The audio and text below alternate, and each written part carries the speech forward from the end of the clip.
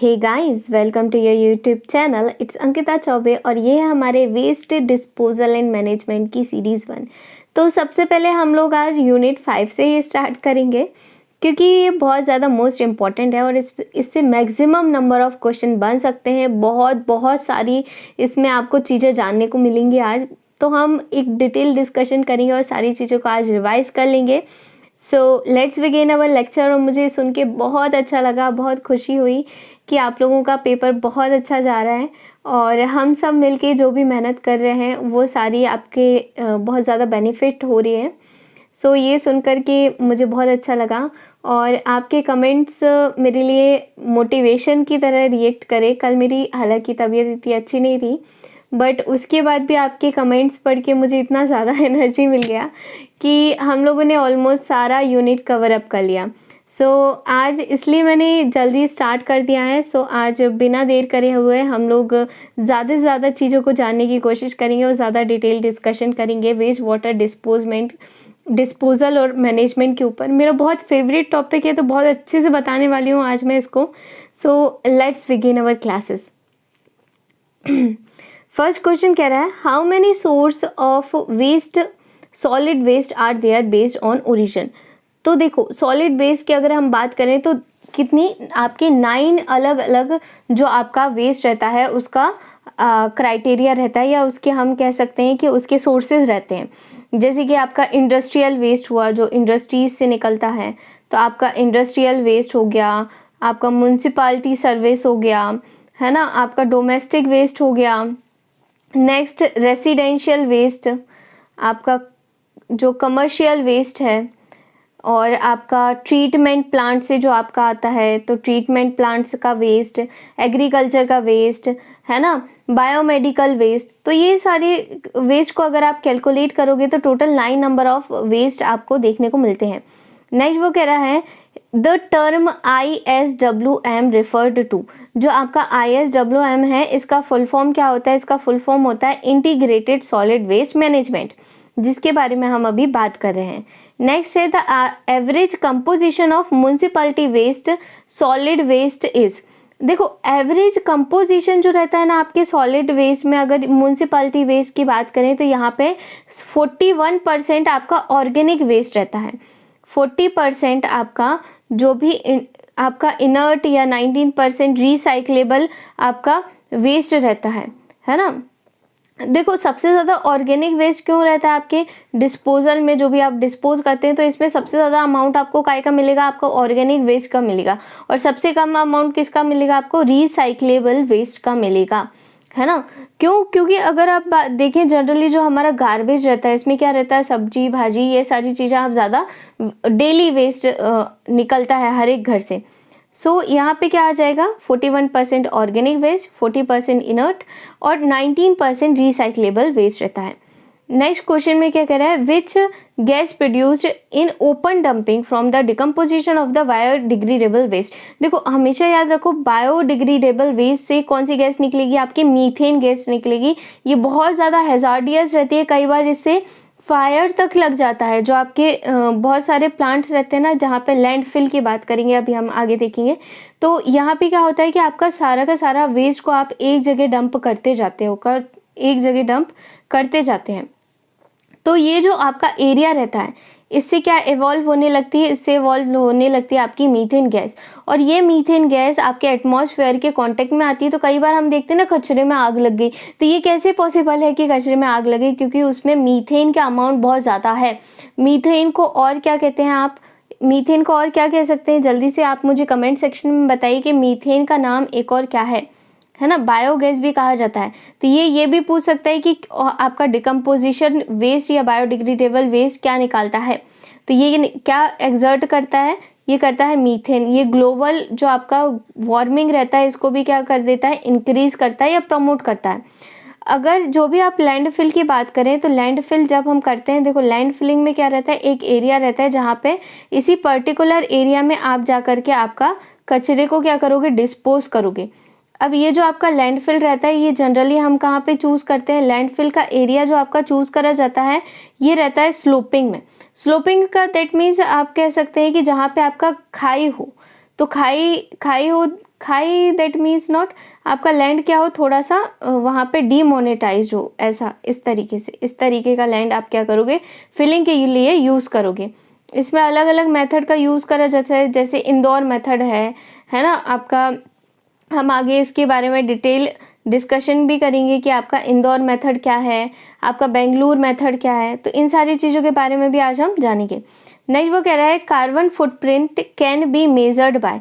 हाँ, तो जब भी आप लैंडफिल में अगर आप ज़्यादा कचरा डालते हो लैंडफिल के ऊपर, तो यहाँ से क्या निकलता है, यहाँ से आपका मीथेन गैस निकलती है। जैसे आप कचरा डालेंगे तो यहाँ की जो भी मीथेन गैस है ये क्या हो जाएगी, इवेपोरेट आउट हो जाएगी, इवॉल्व हो जाएगी, है ना। तो ये आपके ह्यूमन बींग्स के लिए बहुत ज़्यादा हार्मफुल रहती है। नेक्स्ट वो कह रहा है carbon footprint can be measured by. जो आपका कार्बन फुटप्रिंट है आप इसको कैसे मेज़र कर सकते हैं, तो कार्बन फुटप्रिंट को हम मेज़र करते हैं कार्बन अकाउंटिंग से। कार्बन फुटप्रिंट को कैसे मेज़र करेंगे, कार्बन अकाउंटिंग से। ये क्या रहता है, total set of green house gases, जो भी आपकी ग्रीन हाउस गैसेस है इसका पूरा टोटल एस्टिमेशन को हम क्या कहते हैं, या इवैल्यूएशन को हम क्या कहते हैं, आपका कार्बन फुटप्रिंट। अच्छा, ये जो आपका कार्बन फुटप्रिंट है इसको हम कैसे मेज़र कर सकते हैं, इसको हम मेज़र कर सकते हैं आपका GHG लेवल से, ग्रीन हाउस गैस के लेवल से, या फिर आपका एक्टिविटीज़ जो अलग अलग कार्बन काउंटिंग एक्टिविटीज़ है उससे भी इसको क्या करा जा सकता है, मेज़र आउट करा जा सकता है। नेक्स्ट वो क्या कह रहा है, a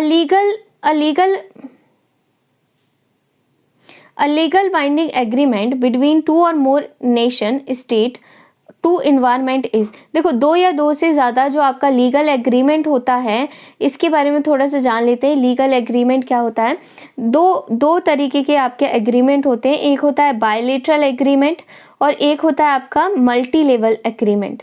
तो ये जो बायलेटरल एग्रीमेंट रहता है ये दो कंट्री के बीच में रहता है। जैसे कि हम बहुत ज़्यादा आपका सोलर एनर्जी का यूज़ कर रहे हैं, तो आपका सोलर एनर्जी के अगर हमारा किसी कंट्री से, किसी दो कंट्री से हमारा अगर आपका क्या है, संधि है ना, या हमने क्या कर रखा है कि हमने बोल दिया कि हाँ हम इस कंट्री को क्या देंगे, हम इस कंट्री को हमारी इलेक्ट्रिसिटी प्रोवाइड करेंगे। तो अगर आप किसी दो कंट्री के बीच में जो आपका संधि वगैरह होती है, या आपका जो आपका अलग अलग एग्रीमेंट होते हैं उसको हम कहते हैं बायलेटरल। ट्राइलेटरल में क्या होता है, या फिर मल्टीलेटरल में क्या रहता है, ट्राइलेटरल में तीन कंट्री के बीच में अगर कोई एग्रीमेंट हुआ उसको ट्राइलेटरल कहते हैं। और मल्टीलेटरल क्या होता है, अगर तीन या तीन से ज़्यादा कंट्री के बीच में आपका कोई भी संधि हुआ या एग्रीमेंट हुआ है उसको हम कहते हैं ट्राइलेटरल एग्रीमेंट, है ना। तो यहाँ पे क्या आ जाएगा, यहाँ पे आ जाएगा आपका क्या कह रहा है, वो कह रहा है legally binding agreement between two or more than nation is known as. दो या दो से ज़्यादा नेशंस के लिए आपका क्या हो जाएगा, मल्टीलेटरल एनवायरनमेंट एग्रीमेंट हो जाएगा। नेक्स्ट क्या कह रहा है, under which of the rule of the government. Next वो कह रहा है under which rule of the government guideline for the solid waste management are followed today. तो आज जो हम गाइडलाइन यूज़ कर रहे हैं सॉलिड वेस्ट मैनेजमेंट की, वो कौन सी कर रहे हैं, सॉलिड वेस्ट मैनेजमेंट रूल 2002, इसका हम यूज़ कर रहे हैं। ठीक है, इसको रेगुलेट कौन करता है, जो आपका ERP है वो रेगुलेट करता है। आगे हम बात करेंगे ERP क्या है। नेक्स्ट वो कह रहा है why plastic is difficult to recycle. Plastic को रिसाइकल करना डिफ़िकल्ट क्यों हो जाता है, तो प्लास्टिक को रिसाइकल करना डिफ़िकल्ट क्यों हो जाता है, because of different type of polymer resin. जो आपका प्लास्टिक रहता है ये अलग अलग पॉलीमर रेजाइन से मिक्स होकर के बनता है, इसलिए इसका क्या हो जाता है, रिसाइकलिंग बहुत डिफ़िकल्ट हो जाती है। और जब आप प्लास्टिक को रिसाइकल करते हो तो बहुत सारी हार्मफुल गैसेस निकलती हैं जो आपकी ग्रीन हाउस गैसेस को भी इंक्रीज कर देती हैं, है ना। तो ये बहुत ज़्यादा बैडली इम्पेक्ट करता है। नेक्स्ट क्या कह रहा है, which integrated waste management is reduced on an individual level. अगर आप इंडिविजुअल लेवल पे अगर आप वेस्ट को रिड्यूस करना चाहते हो तो कैसे करोगे, डिस्पोज करके। हम उसका क्या कर देंगे, डिस्पोजल कर देंगे, जैसे हम लोग करते हैं, है ना। डेली हमारे इधर क्या होता है, डेली हमारे इधर साइकिल जो आपका गाड़ी आती है उस पर आप क्या करते हो, सारा का सारा वेस्ट ले जा करके रख देते हो, है ना। नेक्स्ट वो क्या कह रहा है, why recycling paper ban for use in food contain. जो आपके फूड कंटेनर्स रहते हैं इसमें रिसाइकल्ड पेपर को क्यों बैन कर दिया गया है? Because it create contamination. जो भी आपका रिसाइकल पेपर रहता है ना, अगर आपका रिसाइकल पेपर रहेगा ये क्या रहता है, कंटेमिनेटेड रहता है। ये कहाँ गया, देखो जो आपका प्योर पेपर है तो बल्क से बना हुआ है, जो आपकी खाल या छाल वगैरह रहती है उससे बनता है। नेक्स्ट ये क्या होता है, इसमें जब हम इसकी रिसाइकलिंग करते हैं तो इसको पहले गला दिया जाता है, उसके बाद इसको फिर से रीमोल्डिंग करी जाती है। तो ये जो आपका रिसाइकल्ड पेपर है ये क्या रहता है, कंटेमिनेटेड हो जाता है, इसलिए हम इसका फूड के लिए ऐसे पेपर का हम यूज़ नहीं करते हैं। नेक्स्ट वो कह रहा है which of the following plan are used as waste water management plan. जो आपका वेस्ट मैनेजमेंट प्लान कौन सा, इनमें से कौन सा वाला प्लान को हम यूज़ करेंगे? तो देखिए सबसे बेस्ट प्लान आपका क्या हो सकता है, सबसे बेस्ट प्लान आपका हो सकता है कि the integrated waste management plan. जो आपका इंटीग्रेटेड वेस्ट मैनेजमेंट प्लान है जिसके बारे में हम पढ़ रहे हैं, यही क्या है, आपका वेस्ट मैनेजमेंट प्लान है।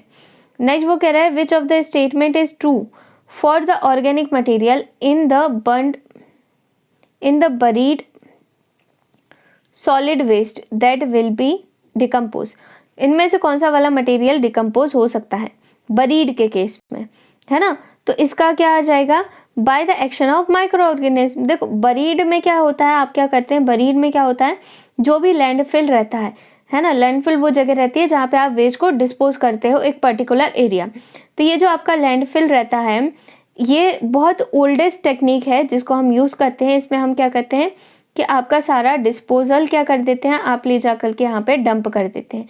अब ये जो आपने तो डंपिंग करके चले गए, अब इसके बाद जो भी यहाँ पे माइक्रो ऑर्गेनिज्म रहेंगे ये क्या करेंगे, आपके डिस्पोजल को ब्रेक डाउन कर देंगे, अलग अलग छोटे छोटे पार्ट्स में क्या कर देंगे, डिवाइड कर देंगे। तो ये इसका आंसर क्या हो जाएगा, इसका आंसर हो जाएगा by action of micro organism. ठीक है, नेक्स्ट वो कह रहा है the process of burning of municipality waste. देखो जो इम्पोर्टेंट नहीं है या जो करेक्ट नहीं है, मैं उनको इसलिए नहीं पढ़ रही हूँ, इसलिए इंक्लूड नहीं कर रही हूँ जिसमें करेक्ट आंसर आपके माइंड में सेटअप हो जाए, है ना, इसलिए हम एक पर्टिकुलर आंसर को ही हाईलाइट करते जा रहे हैं।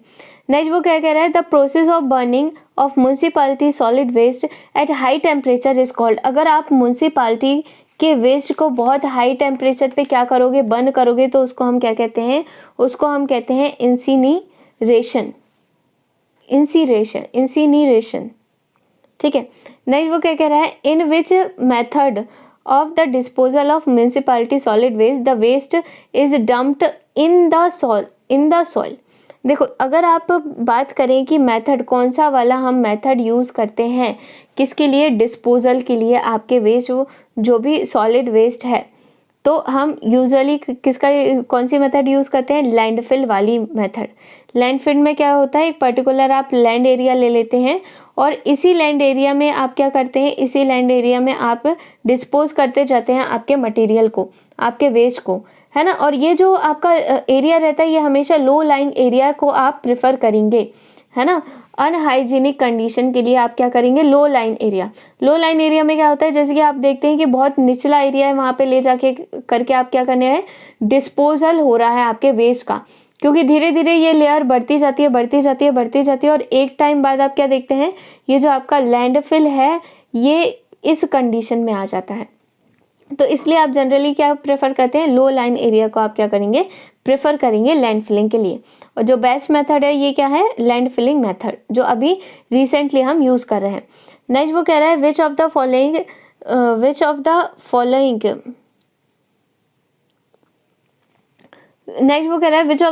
Is the biodegradable waste. इनमें से कौन सा बायोडिग्रेडेबल वेस्ट है। बायोडिग्रेडेबल वेस्ट क्या होता है, जो आपके माइक्रो ऑर्गेनिज्म जिसको डिकम्पोज करते हैं उसको हम कहते हैं बायोडिग्रेडेबल वेस्ट। तो पॉलीथीन बैग्स तो माइक्रो ऑर्गेनिज्म करेंगे नहीं, सिंथेटिक फाइबर भी नहीं करेंगे, पेपर भी नहीं करेंगे, तो आंसर क्या हो जाएगा, फूड वेस्ट को हम कहते हैं आपका बायोडिग्रेडेबल वेस्ट। नेक्स्ट वो कह रहा है which of the following is correct regarding the disposal of waste by land filling. अगर आपको वेस्ट को डिस्पोज करना है तो इनमें से कौन सा वाला स्टेटमेंट करेक्ट है, कौन सा वाला स्टेटमेंट क्या कह रहा है, रिगार्डिंग इज करेक्ट। देखो अगर आप वेस्ट वाटर जब भी आप डिस्पोजल करते हो तो क्या होता है, जो भी आपकी फाउल गैस है ये प्रोड्यूस नहीं होती है ना डिस्पोजल के टाइम, लैंड फिलिंग के। तो लैंड फिलिंग में क्या होता है, आपकी जो भी फाउल गैस है ये क्या नहीं होती, आपकी इवेपोरेट आउट नहीं होती या प्रोड्यूस आउट नहीं होती। क्यों नहीं होती, क्योंकि जब आप लैंड फिलिंग की प्रोसेस करते हो तो आप क्या करोगे, जो भी गार्बेज आपने डंप करा इसके बाद आप क्या करते हो, एक आपकी सॉइल की लेयर डाल देते हैं, है ना। फिर से आप क्या करेंगे, गार्बेज करेंगे, फिर से सॉइल की लेयर। कई बार हम इसको क्या करते हैं, इसके हम कई बार रिसाइकलिंग भी करते हैं। कैसे, किस तरीके से, जो भी आपका नीचे वाली लेयर है इसको ऊपर ले जाएंगे, ऊपर वाली लेयर कहाँ जाएगी, नीचे आ जाएगी। तो इस तरीके का प्रोसेस आप क्यों करते हैं, इसलिए करते हैं जिसमें फाउल गैसेज जो आपकी मीथेन है ये इवॉल्व ना हो और आपको स्मेलिंग ना आए, अनहाइजीनिक करने के लिए। नेक्स्ट वो क्या कह रहा है, the design of ash produced in municipality solid waste is, जो आपका क्या एश प्रोड्यूस होता है या कितनी डेंसिटी में ये प्रोड्यूस होता है म्यूनसिपैलिटी वेस्ट का एश, ये कितना होता है 1000 kg पर मीटर क्यूब के अबाउट। नेक्स्ट क्या कह रहा है, the process of decomposition of biodegradable solid waste by earthworm is called. अगर आपका कोई अर्थवॉर्म बायोडिग्रेडेबल वेस्ट को, देखो अर्थवॉर्म बहुत अच्छा वो होता है आपका क्या कहते हैं इसको, हम किसान का मददगार कुछ ऐसा कुछ कहा जाता है। तो क्यों इसलिए कहते हैं, इसलिए कहते हैं क्योंकि ये क्या करता है, जो भी आपके फर्टिलाइज्ड कर देता है या बायोडिग्रेडेबल सॉलिड वेस्ट को क्या कर देता है, बायोडिग्रेडेबल या डिकम्पोज कर देता है। तो इसको हम क्या कहते हैं, वर्म कंपोजिशन, है ना, वर्मी कंपोजिशन। इसको क्या कहते हैं आप, वर्मी कंपोजिशन कहते हैं अर्थवॉर्म का। नेक्स्ट वो कह रहा है, the crushing and grinding of municipality solid waste. किसी भी चीज़ को अगर आप क्रश करो या आप म्यूनसिपैलिटी सॉलिड वेस्ट को ग्राइंड करो, तो ऐसा आप क्यों करोगे, इसलिए क्योंकि इसका जो परसेंटेज रहता है, ऐसे करने से 40% आपका गार्बेज का वॉल्यूम कम हो जाता है। और हमारे पास क्या है कि हमारे पास जगह की कमी है ना, इसलिए हम क्या करते हैं, म्यूनसिपैलिटी सॉलिड वेस्ट को क्या कर देते हैं, हम क्या करते हैं, ग्राइंड कर देते हैं। तो इसको हम क्या कहते हैं, इस प्रोसेस को आप कहते हैं, इस प्रोसेस को आप कहते हैं pulverisation.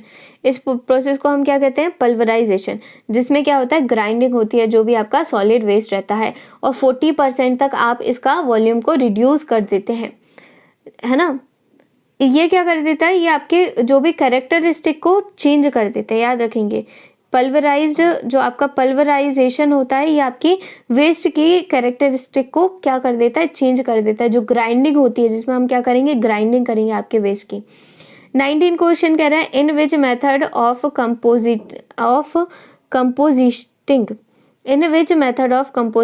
Compositing decomposition of anaerobic waste take place. Anaerobic waste, जो आपका एनारोबिक डिकम्पोजिशन रहता है, वो इनमें से कौन सी वाली मेथड के अंदर होता है। तो एनारोबिक आपका जो डिकम्पोजिशन होता है, ये होता है आपके बेंगलुरु मेथड में।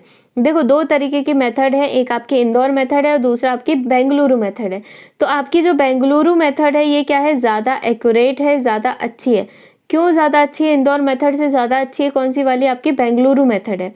क्योंकि इसमें हम क्या कहते हैं, अलग अलग लेयर्स में आप क्या करोगे, सॉलिड वेस्ट डालोगे, इसके ऊपर सॉइल फिल करोगे, फिर इसके बाद फिर से सॉलिड वेस्ट, फिर सॉइल, फिर इस तरीके से आप करते हैं जिसमें आपके फाउल स्मेल ना आए।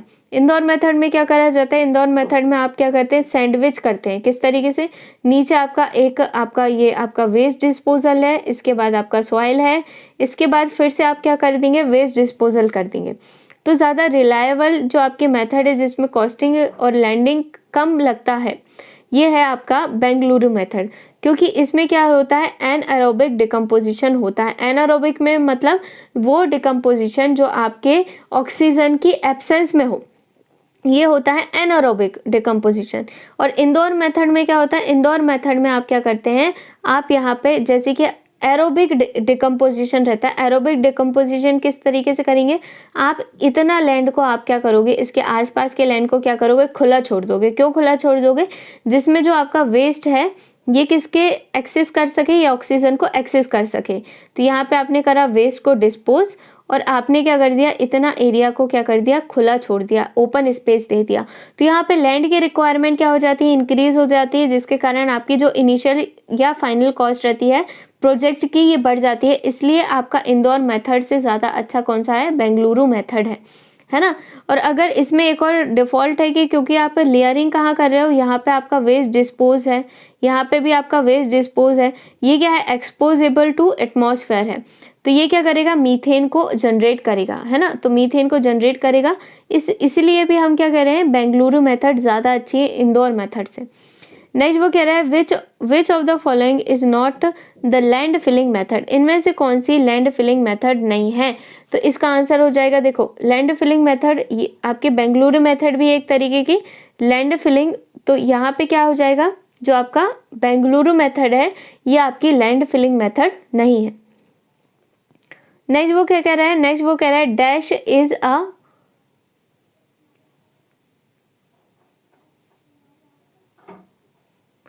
नेक्स्ट वो क्या कह रहा है, नेक्स्ट वो कह रहा है dash is the liquid that passes through solid waste and exerted suspended impurities. देखो जो आपका जो सॉलिड वेस्ट रहता है ना, सॉलिड वेस्ट से आप हमेशा देखते हैं कि कुछ अमाउंट में आपका वाटर क्या होता है, एक्सर्ट आउट होता है, इसको हम कहते हैं लीचेट,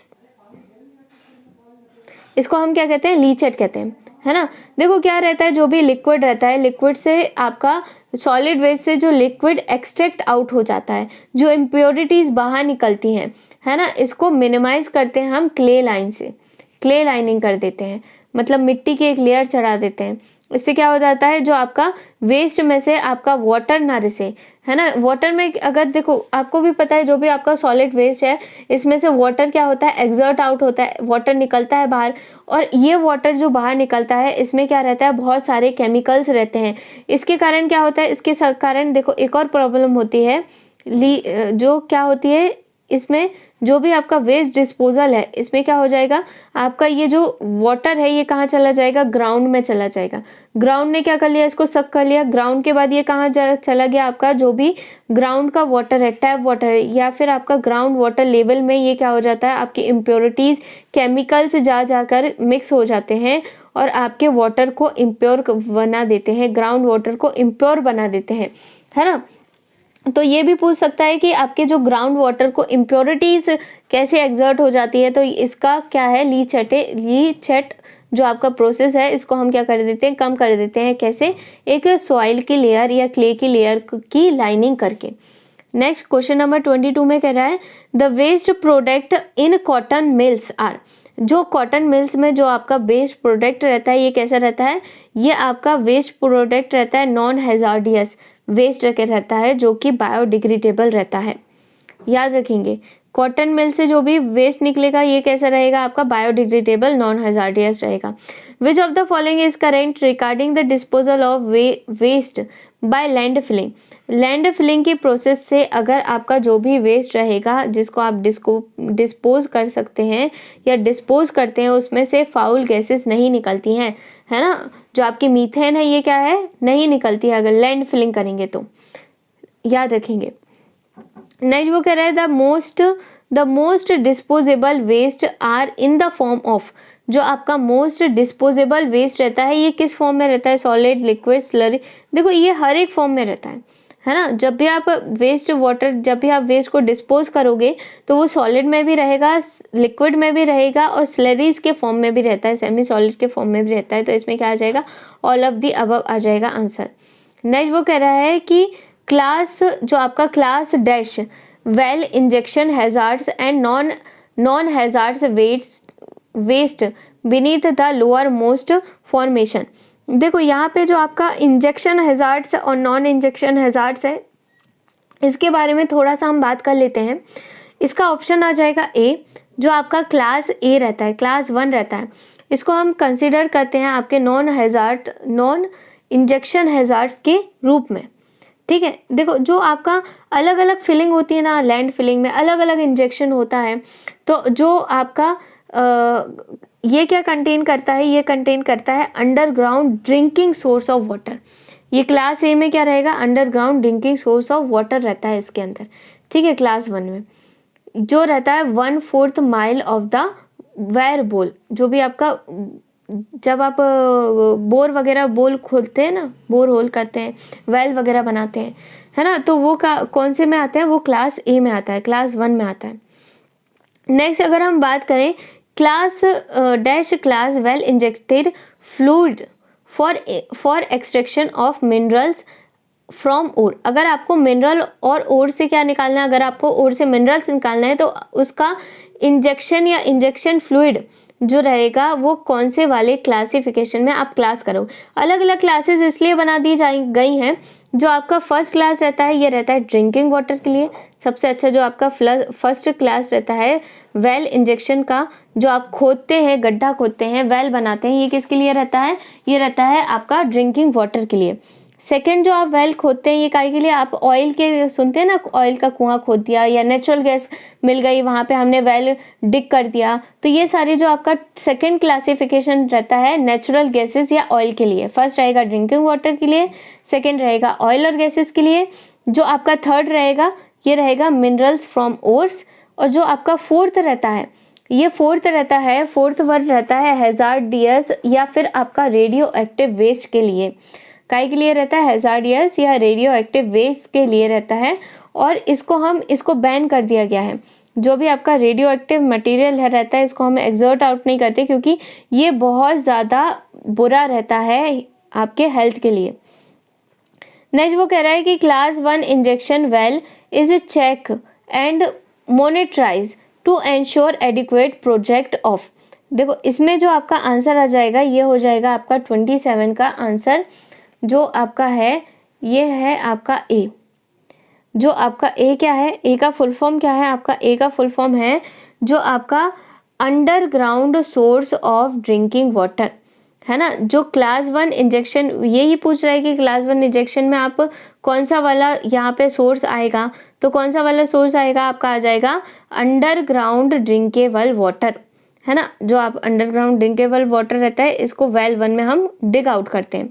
नेक्स्ट वो कह रहा है when was safe drinking water act enacted, मतलब कब आपका जो सेफ वाटर एक्ट कब आया था, तो ये आया था 1974 में।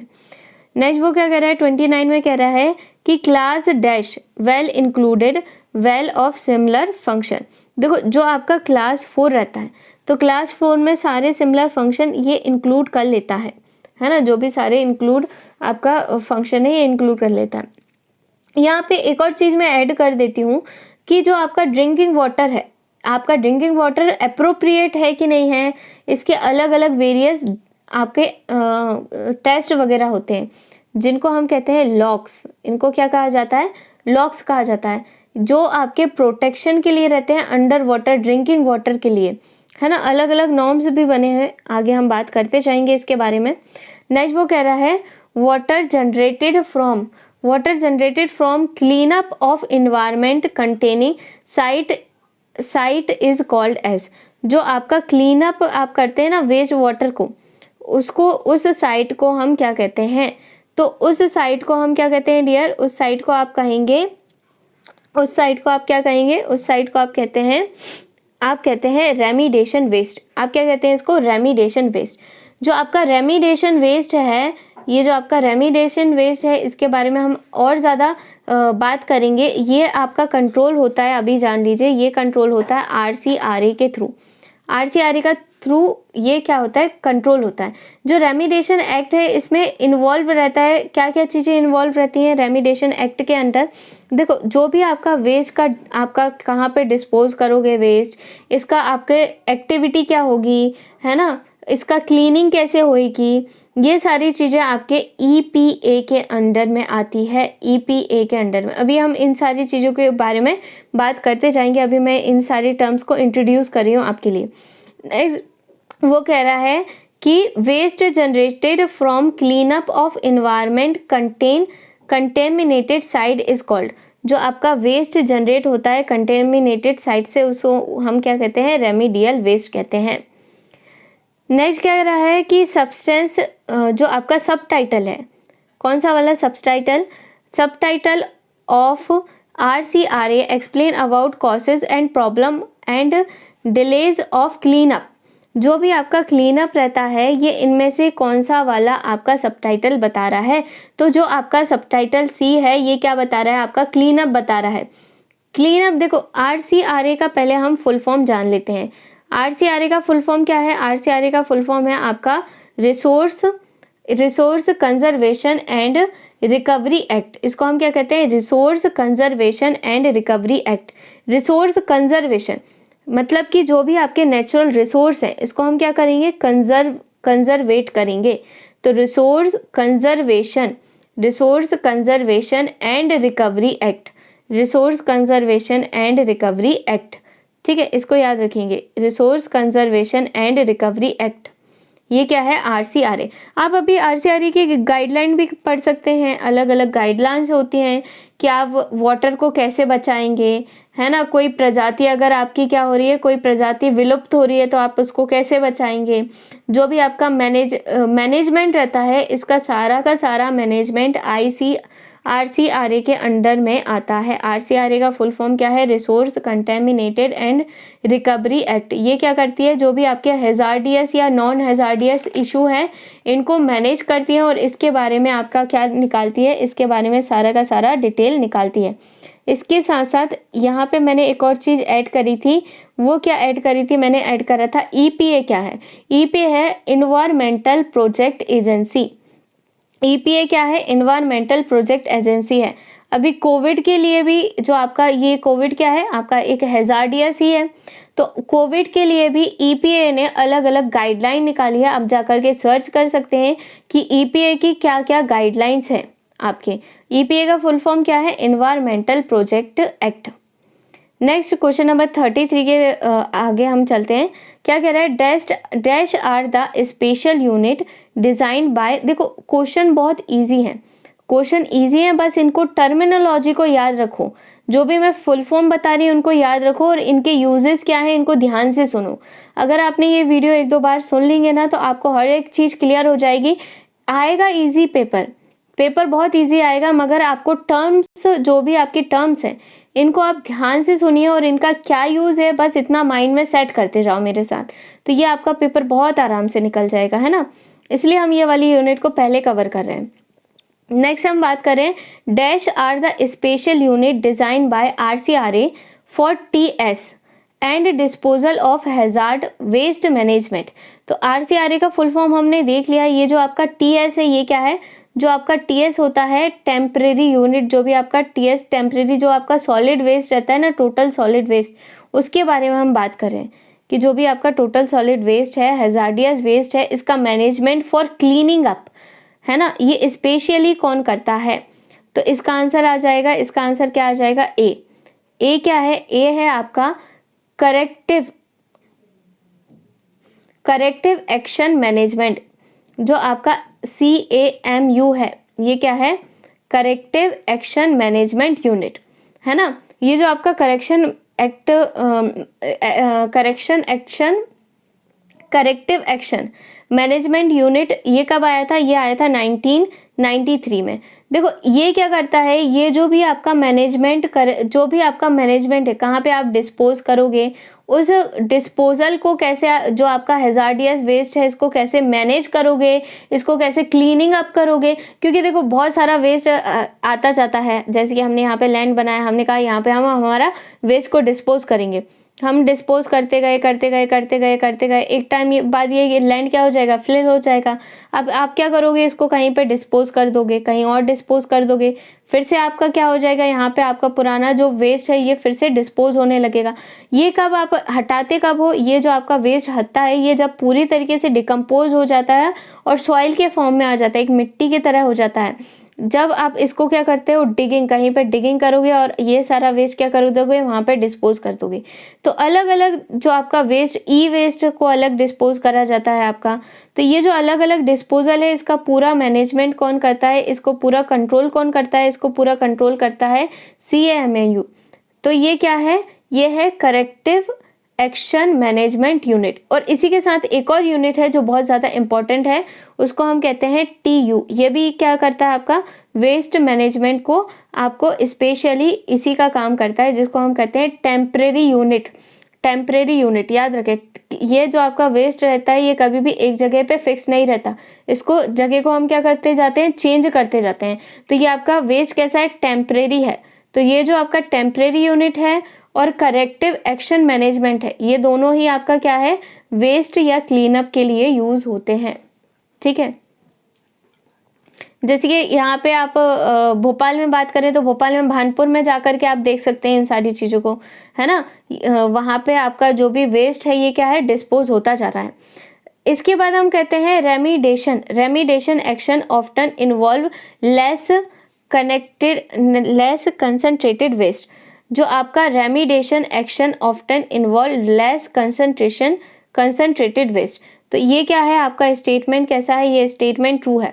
जो आपका रेमिडेशन एक्टिविटीज़ रहती है, ये इसमें जो आपका जो वेस्ट का कंसंट्रेशन रहता है ये कम रहता है ना।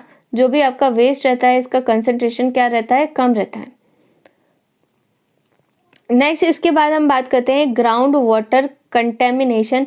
देखो, ground water contaminated bacteria and virus can be result in, इसका मैक्स पार्ट हम 3rd यूनिट में कवर करेंगे आपका ग्राउंड वाटर कंटेमिनेशन के बारे में।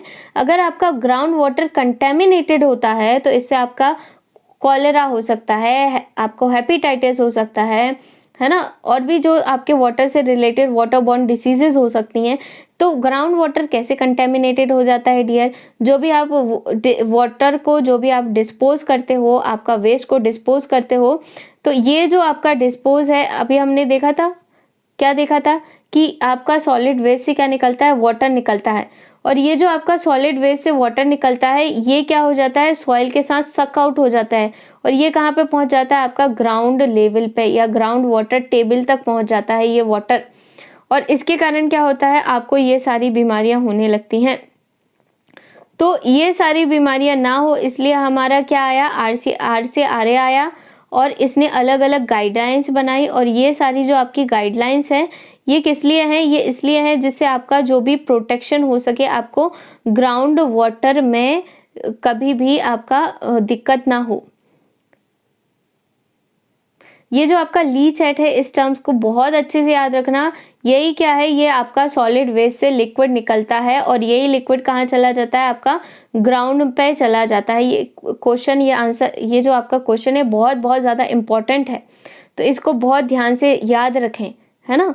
इससे बहुत सारे क्वेश्चन इससे रिगार्डिंग बन सकते हैं।